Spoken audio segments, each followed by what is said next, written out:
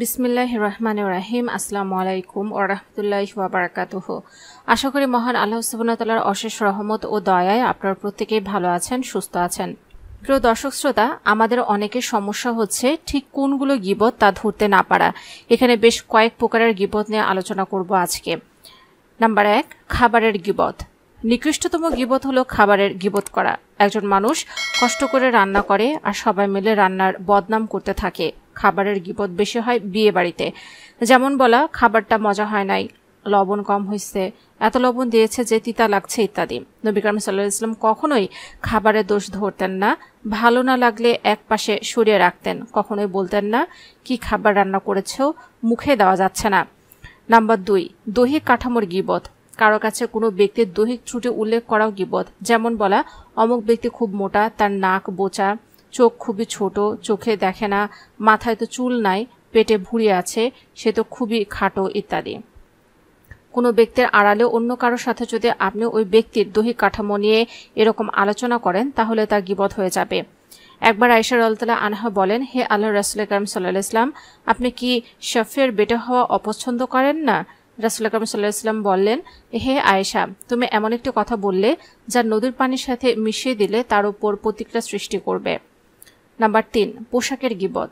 এভাবে বলা, অমুকের পোশাক খাটো, কেমন কালারের জামা কাপড় পরে, দেখতে বিশ্রী লাগে, ওই মেয়ে এত ফিটিংওয়ালা পোশাক পরে, অমুক তো পাতলা ড্রেস পরে ইত্যাদি। একবার আয়েশা রাদিয়াল্লাহু আনহা বলেন, অমুক স্ত্রী লোকের আঁচল খুব লম্বা। রাসূল আকরাম সাল্লাল্লাহু আলাইহি ওয়াসাল্লাম এই কথা শুনে বললেন, হে আয়েশা, তোমার থুতু ফেলা কর্তব্য। আয়েশা রাদিয়াল্লাহু আনহা বললেন, আমি থুতু ফেললে মুখ থেকে গোশতের একটি টুকরো বের হয়ে আসে। নাম্বার 4, বংশের গীবত। তুচ্ছ করার জন্য কাউকে বলা, অমুকের বংশ নিচু, অমুকের পূর্বপুরুষে ছিল কুলি, মজুর বা চোর ডাকাত ইত্যাদি, অমুকের তো কোনো বংশই নেই ইত্যাদি বলা। নবী করিম সাল্লাল্লাহু আলাইহি ওয়াসাল্লাম বলেন, দিনদার ও সৎকর্ম ব্যতীত কোনো ব্যক্তির অপর কোনো ব্যক্তির উপর শ্রেষ্ঠত্ব নেই। নাম্বার 5, অভ্যাস বা আচার আচরণের গীবত। কোনো ব্যক্তির আচার ব্যবহার নিয়ে সমালোচনা করা, যেমন সে মানুষকে কষ্ট দিয়ে কথা বললে, খারাপ ব্যবহার, অভদ্র, পেটুক, অলস, সকাল 10টা পর্যন্ত ঘুমায় ইত্যাদি। আহার করে শুয়ে পড়লেন, দুই ব্যক্তি তার খাওয়া ও শোয়ার ধরন নিয়ে সমালোচনা করলে নিম্নোক্ত আয়াত নাজিল হয়, তোমরা পরস্পরের গীবত করো না। সূত্র সূরা হুজরাত আয়াত নম্বর 11। নাম্বার 6, ইবাদতের গীবত। ইবাদতের ত্রুটি বিচ্যুতি নিয়ে সমালোচনা করা, যেমন কাউকে গিয়ে বলা, অমুক তো ঠিক মতো নামাজ পড়তে পারে না, মাকরু ওয়াক্তে নামাজ পড়ে, রমজানের রোজা রাখে না, এত বড় হয়েছে কিন্তু এখনো নামাজ পড়ে না, এত বড় মেয়ে কোরআন পড়তে পারে না ইত্যাদি। তাহাজ্জুদের ওয়াক্তে কতক লোক ঘুমিয়ে থাকলে শেখ সাদি রহমতুল্লাহ আলাইহি তাদের সমালোচনা করেন এবং বলেন, এ লোকগুলো যদি তাহাজ্জুদ পড়তো তবে কতই না ভালো হতো।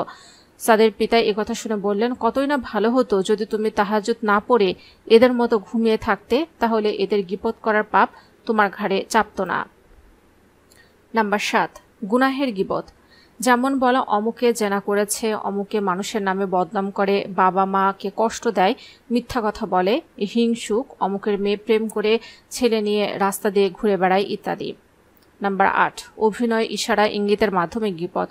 কোনো ব্যক্তির অসহায় অবস্থার অভিনয়ের বা ইশারা ইঙ্গিতের মাধ্যমে দেখানো, যেমন অন্ধ, বোবা, খুড়া ইত্যাদি সেজে দেখানো।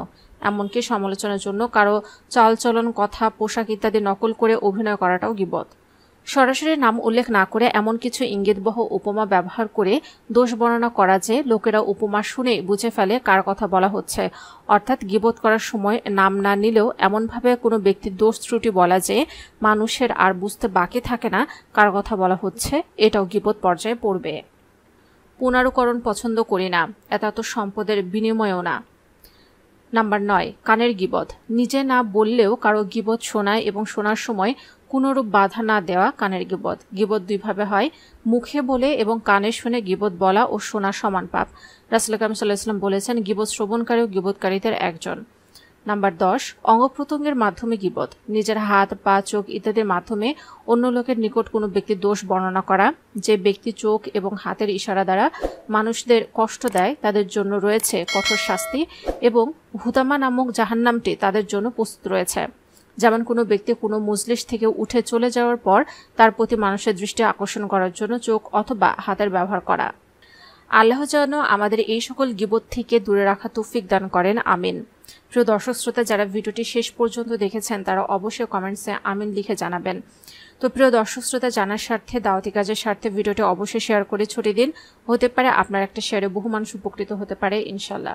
যারা এই প্রথম আমাদের ভিডিও দেখছেন, অনুগ্রহ করে আমাদের চ্যানেলটি সাবস্ক্রাইব করে রাখবেন এবং পাশে থাকা নোটিফিকেশন বেলটা অন করে দিন, যাতে করে এরকম ভিডিও দেওয়ার সাথে সাথে আপনার নিকট সহজে পৌঁছে যায়। আল্লাহ আমাদের সবাইকে যেন ভালো রাখেন, সুস্থ রাখেন, এই কামনায় আজকের ভিডিও এখানেই সমাপ্ত।